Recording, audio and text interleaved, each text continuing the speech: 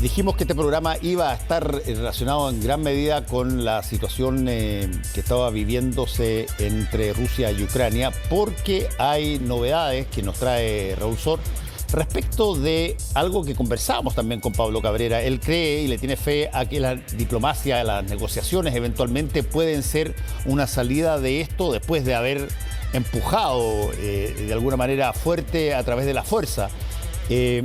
Pero se han dado a conocer una serie de, probablemente, y así se les llama, negociaciones secretas tras bambalinas entre los rusos y Ucrania, y justamente de eso queríamos conversar con Raúl. ¿Cómo estás, Raúl? Hola, Fernando. Sí, no hay contradicción, o hay una contradicción aparente entre el uso de la fuerza y una solución diplomática, pero muchas veces es la fuerza precisamente la que ayuda a que exista una solución diplomática.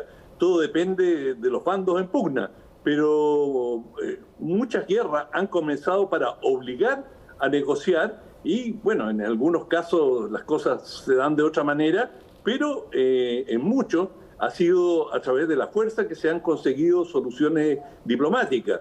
Pero en lo concreto, en este caso, la guerra avanza a un ritmo más cansino en este momento, más lento, y hay un cierto estancamiento militar, pero eso no la hace menos letal.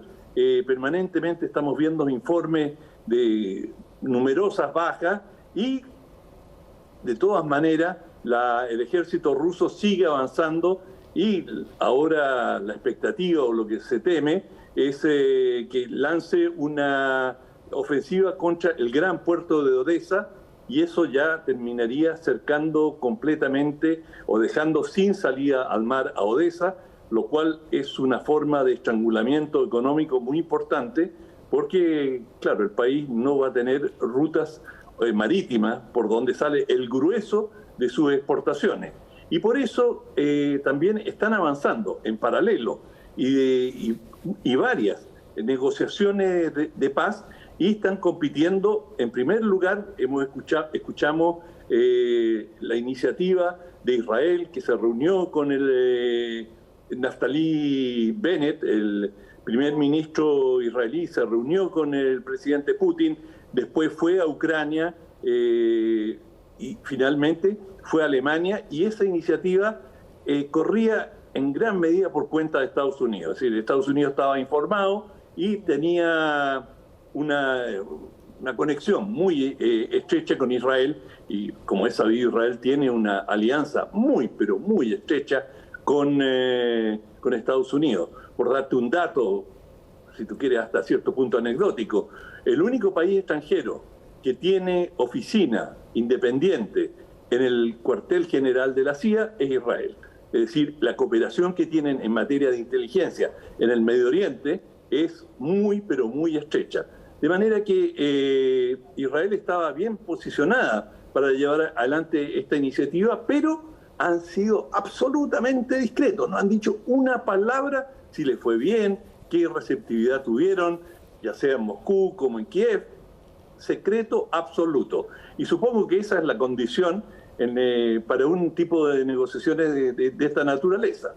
Después, también China ha dicho que va a mediar y que lo está haciendo, y Estados Unidos le ha solicitado a China que ejerza sus buenos oficios para que Rusia detenga la ofensiva y busque al más breve plazo posible una salida diplomática. A los chinos les conviene que esta guerra pare, porque naturalmente es totalmente contrario a sus intereses objetivos. Es decir, China está muy interesada y es una gran beneficiaria de la globalización. Y todo lo que genera ruido, obstaculiza el comercio internacional y los procesos de globalización son una dificultad para China, que de hecho también su gran iniciativa de la ruta de la seda, es decir, este gran camino para llevar exportaciones por tierra, pasa por Rusia, y todo esto complica tremendamente las cosas. Y finalmente también ha entrado a tallar Turquía.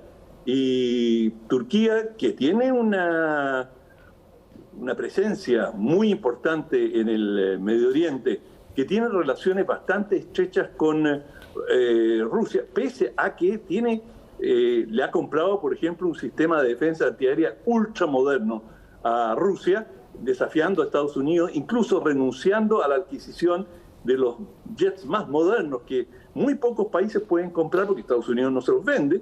Bueno, Turquía está en la lista de compradores, pero como compró estos sistemas antiaéreos rusos, que según todos los expertos son tremendamente eficientes y muy temidos también en Occidente, bueno, eso Estados Unidos le dijo, no puedes estar en las dos partes al mismo tiempo, tienes que optar. Y los turcos han seguido con la opción rusa, pero a la vez tienen una serie de fricciones y dificultades con los rusos, de manera que de todas formas Turquía no quiere quedar fuera del juego, porque el que se pueda arrogar la paz, es decir, una negociación exitosa, se lleva un premio muy importante en términos de prestigio internacional y de su proyección de poder.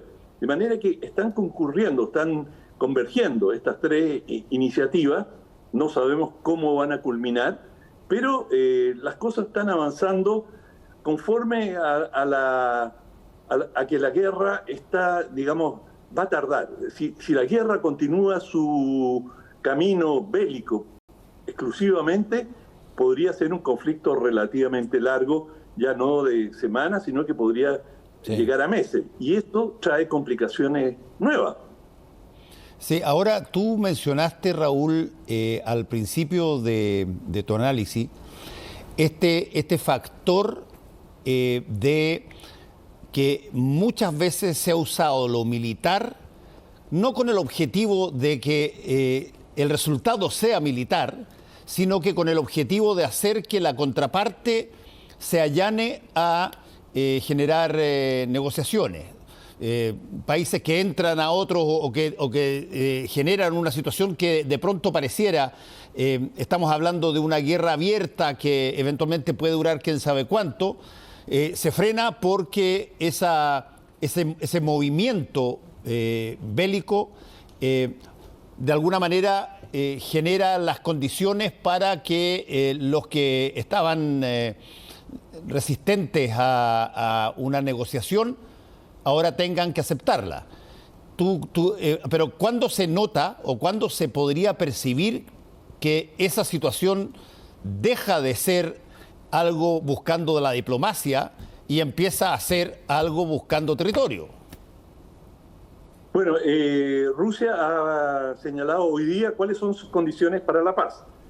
Una, que se le reconozca a las repúblicas del Donbass, es decir, estas repúblicas, algunos le dicen republiquetas, del este de Ucrania, en que los rebeldes se escindieron de Ucrania y formaron esta república que tienen el apoyo de Rusia y probablemente con esta invasión les van a garantizar más territorio, pero esa es una de las condiciones. La segunda es que tienen que reconocerle otras reclamaciones territoriales, como la península de Crimea, que fue invadida en el 2014. La península de Crimea es muy, pero muy importante, pero hay que decir que la península de Crimea siempre fue parte de Rusia, lo hemos conversado, simplemente fue cedida administrativamente a Ucrania, pero claro, en el momento que se produce la invasión, le pertenecía a Ucrania desde el punto de vista administrativo, pero un porcentaje muy alto de la población es rusa y ruso parlante. Entonces, y hay una serie de sanciones internacionales exigiendo la salida de Rusia de Crimea y junto con las repúblicas del Donbass que le reconozcan la soberanía sobre la península de Crimea. Y un tercer elemento sería lo que ha venido planteando desde el comienzo Rusia, la neutralidad de Ucrania, es decir, que Ucrania se comprometa a no ingresar a la Organización del Tratado del Atlántico Norte y que se mantenga, digamos, neutral, y eso significa que no pueden entrar tropas de otros países ni las tropas ucranianas pueden participar en ejercicios militares con otros países y así sucesivamente. Esas serían las 3 condiciones publicadas. Al parecer hay muchos detalles que todavía tienen que discutir, pero esas son las 3 exigencias. No figuraba, por lo menos lo que se ha visto hasta ahora, la desnazificación de Ucrania, entendida esta como cambio de régimen. Es decir, aunque según cómo termine la guerra, Fernando, siempre las guerras dejan una secuela política muy profunda, y según cómo lo perciban las poblaciones de los distintos países, muchas veces el país que es percibido como perdedor termina cayendo el gobierno que perdió el conflicto. Pasó en Argentina con Galtieri, ha pasado en muchos países, pero todo depende, en definitiva, de la percepción que tenga la población. Si Zelensky tuviera que acceder a estas condiciones y él puede explicar que era esto, o perderlo todo, o que se hizo todo lo humanamente posible, podría pasar que él sobreviviera. Pero en general, el que lleva la peor parte, el gobierno termina cayendo, o sea, termina teniendo consecuencias políticas. Sí, ahora, por la misma lógica de lo que estás diciendo, da la impresión que hasta que no se produzca el consenso de negociar y negociar en las determinadas circunstancias, el país que inicia la agresión y que genera las condiciones de amenaza, no tiene ningún incentivo para echar pie atrás. Bueno, digamos... Salvo que le acepten las condiciones de negociación. ¿Tú te refieres a Rusia? A Rusia, sí, pero obvio. Pero Rusia está bajo sanciones abrumadoras, y eso por supuesto que es algo que ellos tienen que tener en cuenta, y una de las condiciones, por supuesto, que van a poner es, si llegamos a un acuerdo de paz, un elemento componente será el levantamiento de las sanciones. De manera que habrá que ver hasta dónde quiere llegar Rusia. Rusia, el objetivo estratégico, si de Rusia dependiera o de Putin dependiera, él quiere anexar a Ucrania, y él ha dicho que no considera válida la existencia de un Estado ucraniano independiente, y que Ucrania debería reinsertarse en Rusia y ser parte del territorio ruso y tener todos los beneficios, los ciudadanos ucranianos que tienen los ciudadanos rusos, y ser un solo país. Ese sería el objetivo estratégico de Putin. Ahora, si no lo puede conseguir y tiene que negociar, estas son las condiciones que ha planteado ahora, por lo menos son lo que Rusia está exigiendo. Ahora, si Ucrania puede aceptarlo o no, cuál es la evaluación que tienen los propios ucranianos de poder resistir y, digamos, preferir salvar el todo cediendo una parte, si es que tienen que ceder alguna parte. Es decir, muchas de las declaraciones que hacen los ucranianos son bastante optimistas en cuanto al heroísmo de su ejército, a su capacidad de resistir, a las dificultades que han tenido los rusos, pero en eso entramos en lo que hemos hablado tantas veces, en la niebla de la guerra, es decir, sí, cada cual hace declaraciones, se presenta de la manera más eficaz, más fuerte, para tratar de impresionar al enemigo, y por supuesto no van a mostrar debilidad y decir, bueno, sí, estamos en una situación muy difícil, y tú ves que la cobertura salta de la situación de la población, los sufrimientos enormes que están viviendo los ucranianos en los distintos frentes de combate, al heroísmo, y alternativamente son las víctimas y son los héroes. Bueno, es muy difícil establecer cuánto de heroísmo o cuánto de victoria están teniendo los ucranianos, cuán eficaces son, cuántos rusos han podido capturar o dar muerte, cuánto equipamiento han destruido, cuál es la evaluación que ellos hacen sobre la eficacia del ejército ruso. Hay observadores occidentales que dicen, los rusos están empantanados, la columna no se mueve, tienen problemas logísticos enormes. Es decir, en esto sí, hay una batalla de narrativa en la cual, salvo que tú estés en terreno, y muy incluso estando en terreno, Yo he estado en terreno, he estado en varias guerras y créeme que es imposible saber qué es lo que está ocurriendo, porque finalmente lo que tú sabes es lo que te cuentan. Sí, es interesante ese capítulo porque aquí estamos de alguna manera, y lo han dicho varios, en una situación que se ha dado otras veces, que es que el poder mayor presiona para conseguir, ojalá de una forma no invasiva, las cosas que quería obtener, y eso pasa por a través de una negociación, pero al mismo tiempo el pueblo que resiste y que es invadido y crea toda una liturgia cultural de, como tú muy bien la describías, que lo que hace básicamente es que resista, y entonces en algún momento dado esa lógica se tiene que romper y alguien tiene que ceder.